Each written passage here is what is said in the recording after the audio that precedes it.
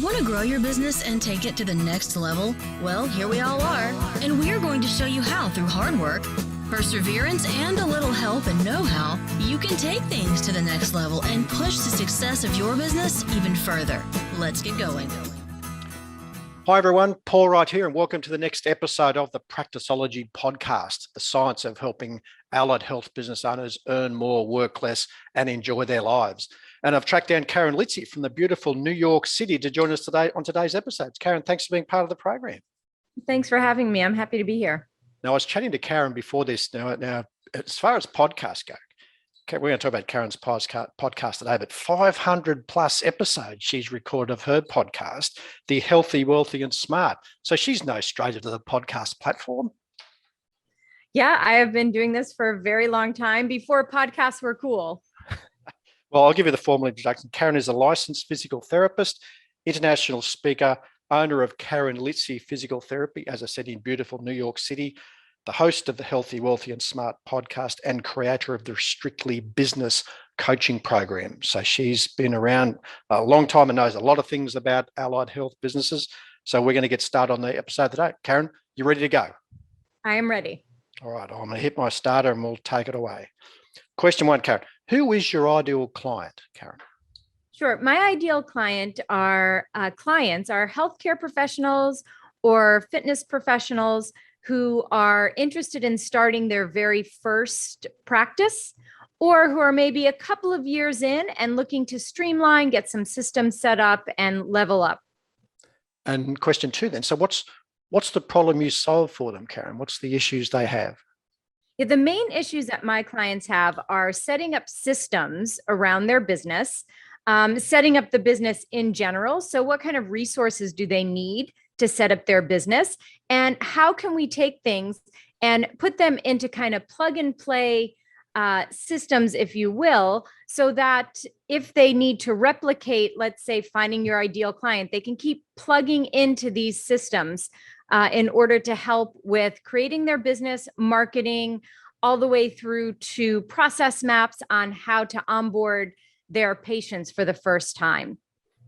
Okay, so with 5 minutes and 52 seconds left, Karen, don't you love our format? She's thinking now, gee, I wish I'd done this rather than our episodes for 500, but we'll see how we go. Yeah. Question three. So what are the typical symptoms people experience when they're thinking about the systems and getting their business started? What do they do wrong? I think a lot of it is just overwhelm. So you don't know what you don't know.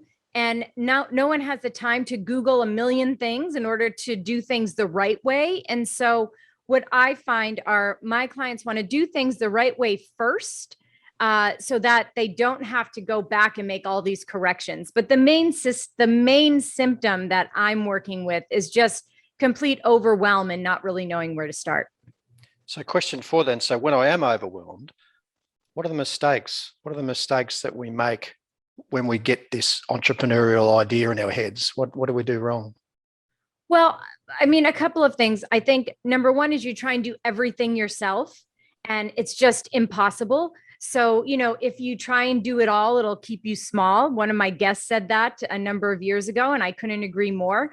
So as you try and do everything on your own, plus you're working full time, plus maybe you have a family. So then you get overwhelmed and you're like, forget it. This isn't for me. So I'm not even going to try.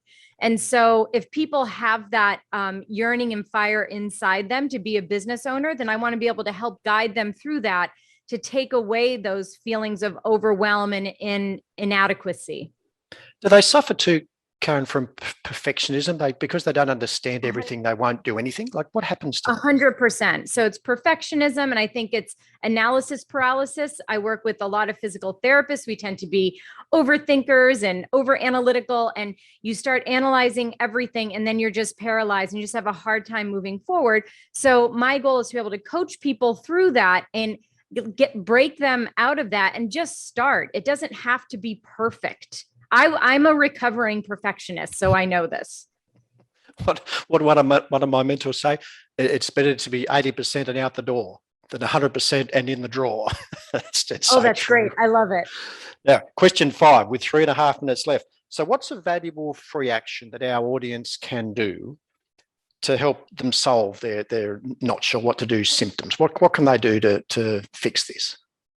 Well, I think reach out to, whether it be a mentor where maybe you're working, even a friend, a family member, and tell people what you want to do. Start telling people that you want to start your own business, that you want to start your own practice. Because once you say it out loud, it then holds you accountable for what you're saying. And the people around you will hold you accountable and maybe have suggestions of, hey, I might be able to help you with this. Do you need help with that? So I'd say tell people about what you want to try and create. And number two, ask for help. Again, you can't do it yourself. I couldn't do it myself. I don't know many, even, CEOs of gigantic companies who have done it all themselves. So ask for help, be open to that, and accept it. So question 6 then, Karen, with about 2.5 minutes left. So what's a valuable free resource? What have you got for our listeners and viewers that they can help them fast track this journey? What great resource have you got for them? Yeah. So what I have for your listeners is a business resource map. So on this business resource map, it goes through several different categories, such as your human capital, your professional resources, your social resources or networks, your organizational resources, physical resources. What do you have? Technological, financial, and of course, possible referrals. And for all of these categories, you write down what you have, what you need, and then what action can you take in order to get the things that you need. When you go through this, you realize a couple of things. One, you probably have a lot more than you think you have. Yeah. When you look at all the resources that you have. And then number two, the things that you quote unquote need to do aren't that big, and you can probably knock out like 5 in a week. Like one of my students was like, oh, I did 10 in a week, because they were like, apply for a credit card, research a lawyer, things that you're just putting off because you think they're going to be so horrible. And then you do it and you're like, well, that took 10 minutes. So, but once you have it down, you can then sort of start ticking it off your list. I love it. It's like the guide, isn't it? It's the guide to do it that we haven't got. Yeah, exactly. Where do they get it, Karen? Where can they get their hands on this? Yeah, so you can get it at karenlitzy.com/resource map. Do you want to pronounce that Litzy for me, for the non-spelling guys amongst us? Absolutely. So it's KarenLitzy.com/resource map. Beautiful. Have a look at it, guys. I love the done for you, son, to follow the map. That's the map. Yeah, it's the map. So with about a minute left, Karen, last question. What's the one question I should have asked you today that would give great value to our audience? Yeah, this is such a good question. And I think that one question is, what was one of the books that you've read that really helped change the way you run your business? And for me, it was the book Profit First by Mike Michalowicz, which I see you smiling. You probably know this book. This book, I have to tell you, changed the way I run my business, changed my whole entire life, took a lot of stress out of running my business, because every dollar that came in, I knew exactly where those dollars were going, because it was allocated through this Profit First method. And it has just revolutionized my business, the way I think about business, and the way that, and my comfort level, even with money. Because oftentimes we're not comfortable with money. We're not comfortable with making money. We're not comfortable with paying ourselves.